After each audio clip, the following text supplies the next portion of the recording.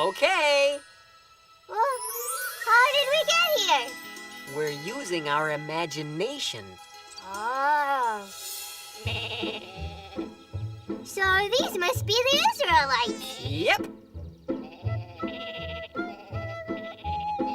Why are they out here in the middle of nowhere? Oh, now that is a good question. Have you ever heard of a guy named Moses? Isn't he the one who parted the Red Sea? Right again. But we're going to go back a little further. The Israelites were living in Egypt, but not because they wanted to. No, the Egyptians had taken them captive and were making them work very hard as their slaves. Oh, dear. It was miserable. But God cared about the Israelites, so he sent Moses to lead them out of Egypt and into their own land, the Promised Land. This is the Promised Land?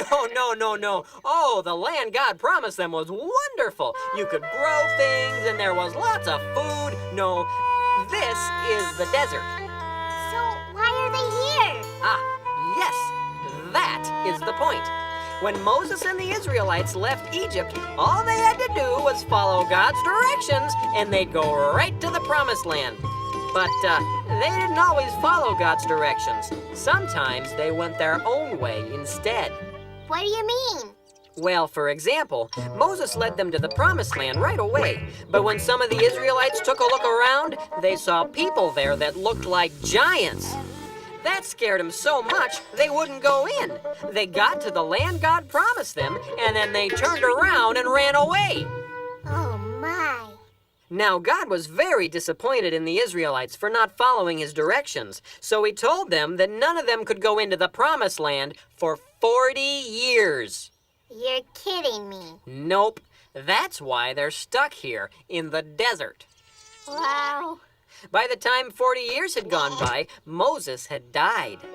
I thought this story was about him. No, it's about Joshua. Joshua? Who's he? Well, he was Moses' helper. When Moses died, Joshua became Israel's new leader. Do I know you? I'm the narrator. Oh.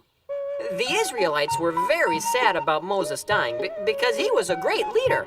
But at last, it was finally time.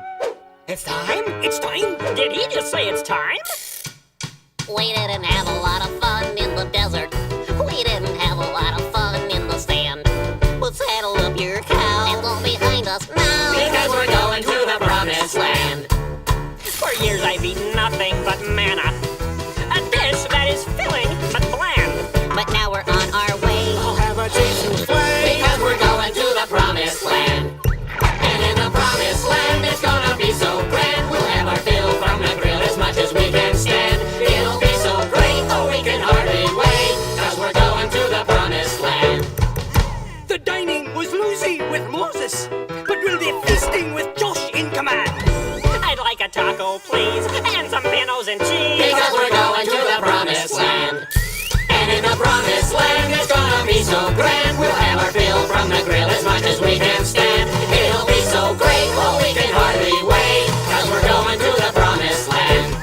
And in the Promised Land, it's gonna be so grand. We'll have our fill from the grill as much as we can stand. It'll be so great. With waffles on my plate. Cause we're going to the Promised Land. I hear it's flowing with milk and honey. Sounds sticky. Cause we're going to the Promised Land.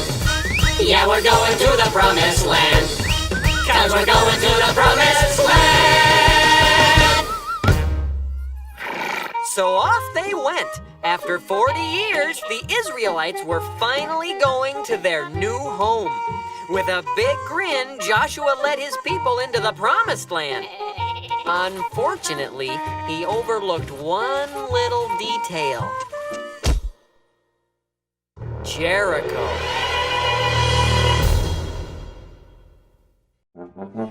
VeggieTales, VeggieTales, VeggieTales, VeggieTales, VeggieTales, VeggieTales, VeggieTales, VeggieTales. Broccoli, celery, gotta be